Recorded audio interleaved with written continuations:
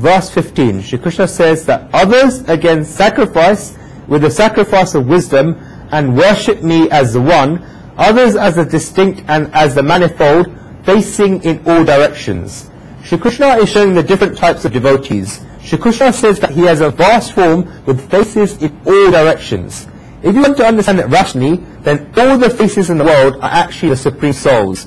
Those who sacrifice with the sacrifice of wisdom worship only one God. Ekam sattvad vipra bahut tadvanti.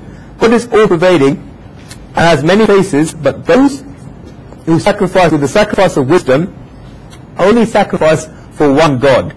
This is attitude that there is only one God in me, in the world, or aham brahmasmi, I am God.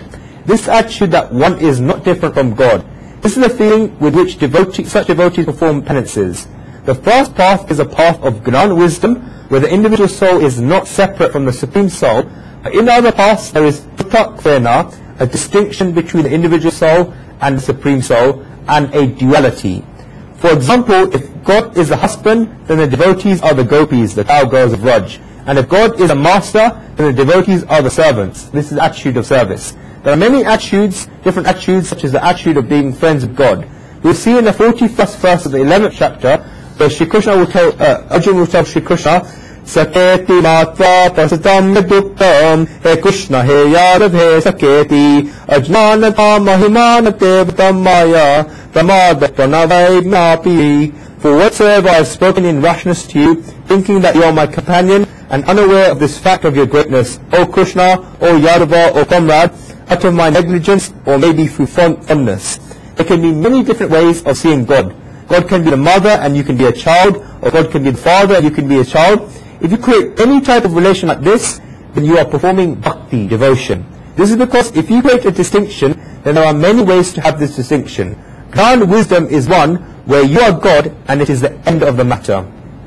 But when you have created a distinction and a duality, then there are many types of dualities. And this is why Shri Krishna says that others worship him as Prutak, the distinct. When Shri Krishna says Prutak, the distinct, here I'll make it clear that this Prutak distinction is only outside Prutak distinction, and is only Prutak distinction that can be seen. If I can say, using an example, then a wife and a husband look different, but they are one. This is Prutak, distinction. This is where the peak of bhakti devotion comes. The individual soul and God may look different, but they are always one. If you look at it one way, then it's a very straightforward and peak state. There's nothing to argue about, and people are arguing about the wrong thing when they argue about Dvaita dualism, Advaita non-dualism, Vishishta Advaita non-dualism with qualifications, Shuddha Advaita pure non-dualism. All the people who argue about these things are wrong. What is there to argue about? I always say that getting stuck in such arguments hinders a person's development. This is because people do not know the label that they're carrying with them. People say that they are non-dualists, but they do not even know what non-dualism is. People say that they are pure non-dualists, but they don't even know what pure non-dualism is. They only know how to carry labels. Neither the leaders know, nor do the people carrying the labels know, and everybody's development stops. If you look at it one way, then Dvaita dualism and Advaita non-dualism are peak experiences. If you try to understand it in ordinary language, then if an individual soul is separated from God at the root, then this is something that one cannot argue about. This is because we were created from God, then we begin our movement and efforts towards God. No matter what school someone is from, they will all agree with this. People from the school of Dvaita dualism will always say that they wish to go towards the Supreme Soul, and people from the school of Advaita non-dualism will always say that they wish to go towards the Supreme Soul.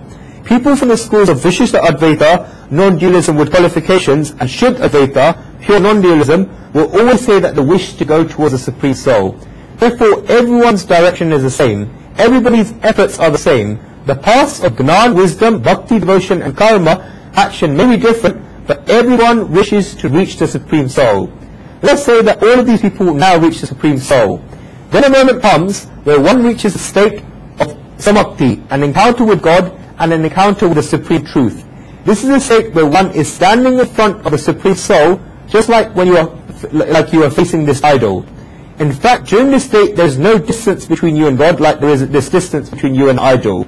The devotee is standing very close to God, and in that one moment, the devotee has to make a decision. After developing oneself through many lives, the devotee has reached this state where the devotee has two options. The first option is that the Supreme Soul draws his arms out and tells the devotee to fit into him. A drop becomes a part of the ocean, and a spot runs into the river. The devotee becomes the same form as God. This is the first option. The second option that the devotee has is that the devotee does not become one with God. Those who have the mentality of Advaita, non-dualism, will wish for the individual soul to become one form with the Supreme Soul. This is moksha, liberation, nirvana, brahmistiti, oneness with Brahman, or whatever name you wish to call it. But those of the path of bhakti devotion will feel as if they have become one form with God, and they will not be able to see God, and they perform bhakti throughout devotion throughout their births, and the bliss they get from seeing God and the divine feelings that are born from the hearts in seeing God will not be born when they become one with God. Therefore, people of the path of bhakti do not wish to become one form with God. When a person on the path of bhakti reaches this peak state, then this devotee takes one step back from God. Such a devotee does not wish to become the same form as God. Such devotees like Dvaita, dualism. One has to make a decision when one attains Sakshatkar, the sight of God. Therefore, when someone asks me this question about Dvaita, dualism, Advaita, non-dualism, Vishishta Advaita, non-dualism with qualifications, Shuddha Advaita, pure dualism, then put all his arguments to one side, reach that state first and then decide. If someone begins talking about which school they belong to, now then it won't make a difference. When they reach that state, then whatever the intellect says, and whatever the voice of development throughout the births tells them, will determine whether they wish to become one form of God or not, and you cannot borrow that decision from anybody. The decision has to be taken by you and only you. You have to make a decision whether you wish to be like a drop falling into the ocean or not. You have to make this decision when you reach that state. It is a peak state. Reach that state first and stand in front of God first before making that decision. What I mean to say is that the discussion about Ekatvena, the one God, and Bodha, the distinct God, is not a topic of discussion. It is a decision to be taken when one reaches the experience of being in front of God. God says that there are two types of worship that his devotees perform.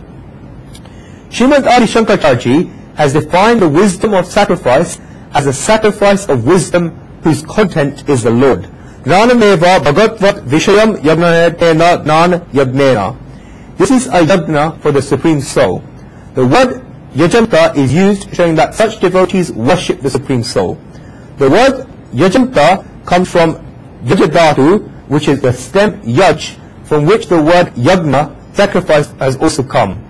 Yajadhatu, the stem yaj, has three main meanings, and only when they come together is there a yajanta or yagna. These three are Dev Puja, worship of the gods, Sangatikanam, and Dan. Okay, Sangatikanam means gathering people together for a great cause, and Dan means charity. Whenever there is a yagna, then the devs, gods, must be worshipped. That's number one. A dev, what is a dev? A god. It is someone who has a collection of godlike qualities. Dev, God, is not specific to a form. The form is certainly there, but there is a meaning behind the form. When a lot of divine qualities are assembled together, and those divine qualities reach a peak state, then we create that form of a dev, God. Hero worshipping has been the nature of human beings from the beginning, and you cannot remove this. Opposition to worship of the devs, gods is fine as a worldly level, but you cannot remove hero worshipping from the nature of human beings, because worship of the devs, gods and hero worshipping will always remain. You can call this idealizing, because you can create an ideal for yourself and you wish to become like that person. It's so easy, and not only that, but it's so necessary. It will always remain. It happens from a young age because it is instinctive. A young child learns everything from his elders. Not only that, but the ideals of the young child keep changing. If you ask a young child what that child wishes to be when the child grows up, then that child will give an answer. This is my experience. I'm talking about children that are not understanding at the age of 4 or 5. Thereafter the confusion starts. When children reach the teenage age and you ask them what they wish to be when they grow up, then they will say that they have not yet decided.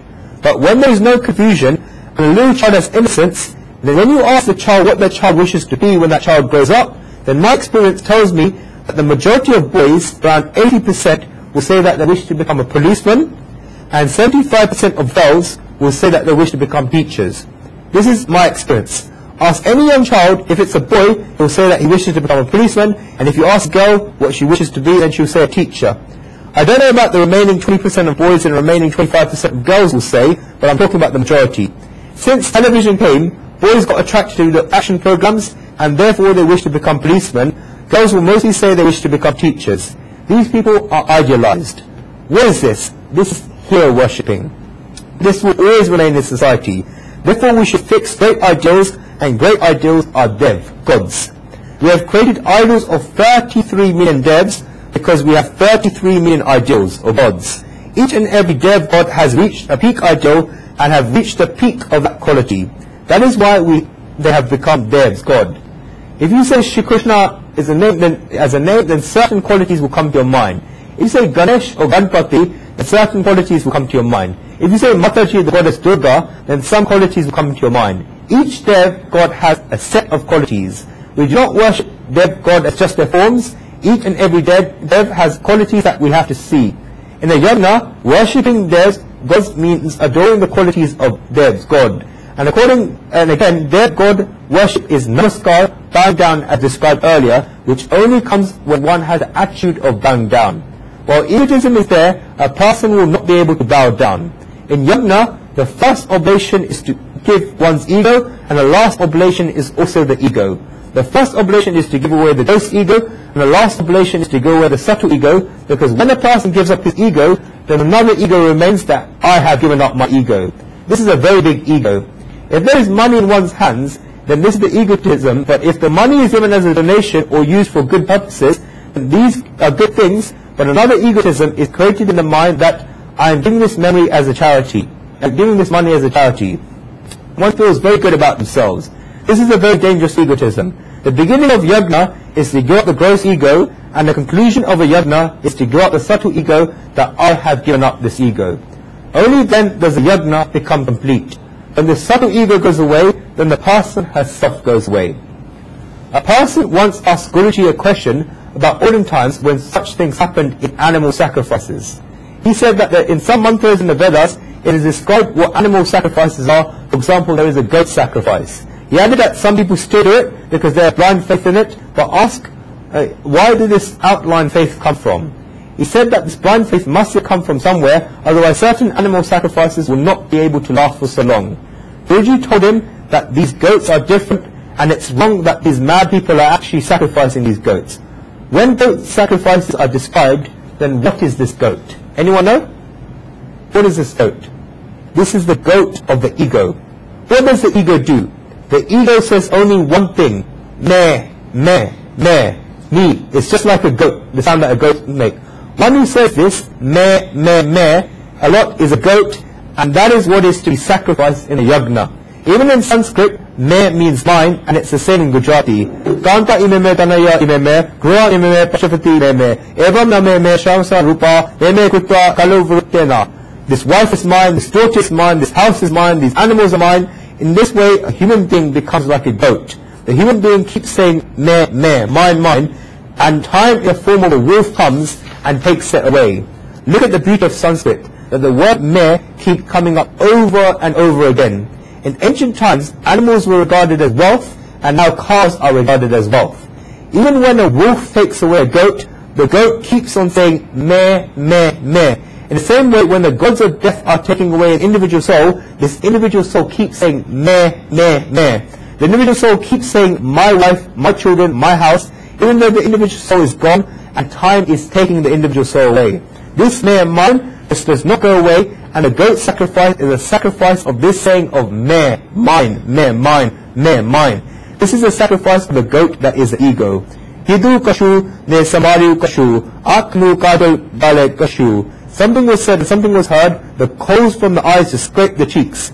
These people have not understood the meaning of the mantra of the Vedas. They claim that the Vedas say that goats should be sacrificed. This is not the animal goats, but the goat that is the ego. The ego should be sacrificed, not a life. Because people have made this mistake, thinkers have had to say again that one should sacrifice Shrifa with 2 eyes and a ponytail. Again, it is the ego that is to be sacrificed.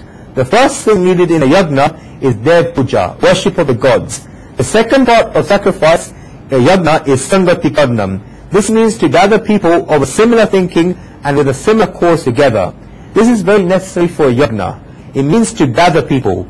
From one perspective, it is very easy to gather people, but if you look at it from another perspective, then it's very difficult. You have to gather people together for a common cause and to gather like-minded people together.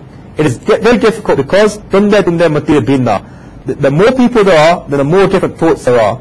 If there are 5 people in the family, then even then they cannot live together. If one person comes and sits in a room, then the other person runs away straight away. It is like a seesaw in gardens where children play. One child comes and sits on one side, and the other child's side goes up in the air. In the same way, if there are 5 people sitting in one room, and one person comes and sits on the sofa, then at least one person will get up and move away from the sofa. Think about it, that if it's so hard to get together 5 people in one family, then how hard must it be to gather together a group of people in a society? People come from so many different places in society. You should bring people with common thinking and a common cause together. This is very difficult. A person who is able to do this is a Mahatma, a great soul. We are still describing Mahatmas, great souls, and Bhaktas, devotees. Such a person can bring together all the deeds of the people in society into one thread, and this thread is a thread of one cause, one activity, and one thought. They can be threaded. This is necessary in a yajna. That is why our scriptures say that the more people there are, then the more people will gain from the yajna, and the better that the yajna will be. The third part of the yajna is dhanam, donations. Dan means to give, but to give gracefully. There are many types of dan, donations. Now I've said this many times, Guruji has said this many times in the Srimad Bhagavad discourses, so we won't repeat it now, but great saints describe many different types of dan, donations, and they're worth seeing. There are mainly 7 types of dan, donations. The first is Shraddha Dan, donations with faith. And these dan, donations, should be there whenever there is a yajna taking place. Shri Krishna will say later in the Gita that yajna cannot be complete without these dan, donations. Shraddha Dan are donations given with faith. For example, when a people gives a dakshina, donation to a guru, then this is Shraddha Dan, donation with faith. The difference is that this is not a give or take thing. What the people gives to the guru cannot be compared to a packet that you get in the market in exchange for a £10 note. The people does not give accounts of what is donated to a guru. The people cannot estimate the amount you should give in exchange of staying with a guru for 10 days, 50 days, or 15 years. This would not be Shraddha Dan, a donation with faith. This in fact finishes a person. The people knows that what the people has attained from a guru is priceless, and what the people is giving is only with faith. The stronger the people's faith, then the more the pride that the people has, and the more the content that the people is. This is Shraddha Dan, a donation with faith. The second is Dharma Dan, donations under the law. The scriptures have stated that the laws that donations must be given according to the country, time, and worthiness. Desha kalecha paticha sapatadanacha pavittadano dhana pavitsvana kauti punyam. This is Dharma Dan, donations under the law, from which there is a Gujarati word Dandaram. In reality, the root word is Dharma Dan, donations under the law. The third is Harsh Dan, donations with delight. This is also a type of dan. As soon as Lord and Shri Krishna came, Nanda, his father, opened up all his treasuries to everyone in Gokul, saying that everyone could take whatever they wanted. We have a tradition that when a child is born, then we send something as a gift for the news that the child is born. It has become so specific now that certain sweets are given when the son comes, and certain sweets are given when the daughter comes. People say that this is done according to what sweets are like. This is not said anywhere in the scriptures. One time Guruji got a telephone call from someone whether certain sweets should be given if a daughter is born in a family. Of course you can give them, and why can't you not give them? These are harsh dan, donations given with delight, where you give donations when something nice happens. For example, if your son passes his exams. If I were to say it in modern day language, then the party is a harsh dan, a donation with delight. In particular, parties where food is given away as a donation. Something good happens, so you decide to give away. The fourth is lobh dan, donation with greed. This is a type of donation because a person can give with greed. This is attitude that if I give this person so much, then he'll be able to help me in this way. This is lobh dan, donation with greed. The knot of attaining something has already been tied, and then the person gives away. The knot of greed was first tied, and then the person gave the donation away. This is lobh dan, donation with greed, and this destroys bhakti devotion. A person who keeps giving away with greed will always think that if he gives so much, then the other person will help him or do some work for him. The scriptures say that bhakti devotion gets destroyed as a result of this. Srimad Vallabhacharya said that very nicely in the Subodhini that Kamena Karma Nashya, Kodana Gnana Nashya, Lovena Bhakti Nashya, Tasmat Ikrayam Tyajit. Lust destroys karma, anger destroys non-wisdom, greed destroys bhakti devotion, and that is why one must give up these three of lust, anger and greed, because they destroy karma, gnan and bhakti. The fourth is yashtan, donation for fame. This is also a type of donation where one gives in order to attain fame, glory, letters of praise, applause, adoration, etc. A donation given for these is yashtan, donation for fame.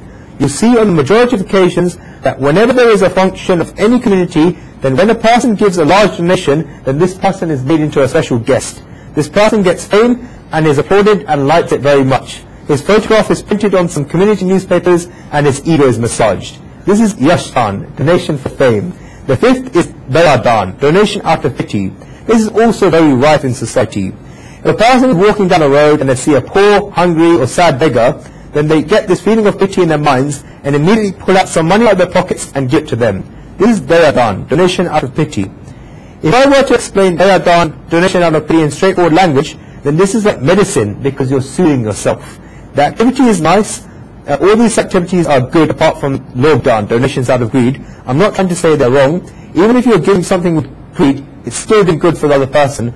All these types of donation are good, but if a person wishes to understand all the different types of dan and wishes to progress, then that person must understand what Yajnavalkya said in Upanishads during the dialogue with Maitreya, that everything a person does for her soul is being done for herself. Atmanastu kamane savam priyam bhavati Maitreya. A person only gives money to a beggar on the street because the state of the beggar came to one's mind, and if one did not give that money away, then one would not be able to walk further. If that person carried on walking without giving everything away, then his conscience would bite him that this other person was a hungry beggar and he passed the beggar without giving anything to the beggar. This person will not be able to forgive himself, and that is why he gave the money away. You are soothing yourself. This is just applying applying ointment on your knee, and if you get a cut on your knee and blood is coming out, because in the same way, when someone sees a beggar and they get a cut in their minds and therefore give the 2 pounds or 5 pounds to apply ointment in their minds. This is dayadan, donations with pity. The sixth is bhaidan, donation through fear, where a person gives a donation because of fear. If a criminal comes and stands in front of someone holding a knife and asks that person to give him some money, then that money, that money that this person gives the criminal can be called a donation? No, because if this person does not give the donation to the criminal, then the criminal will kill this person. This person gives the donation because of fear. In yajna, there is dan, donations, dev puja, worship of the gods, and samatikarnam, gathering of people for a common purpose. A person does these three, performs penances of God. All these people come to God. Shri Krishna has now showed us the different types of penances. End of verse.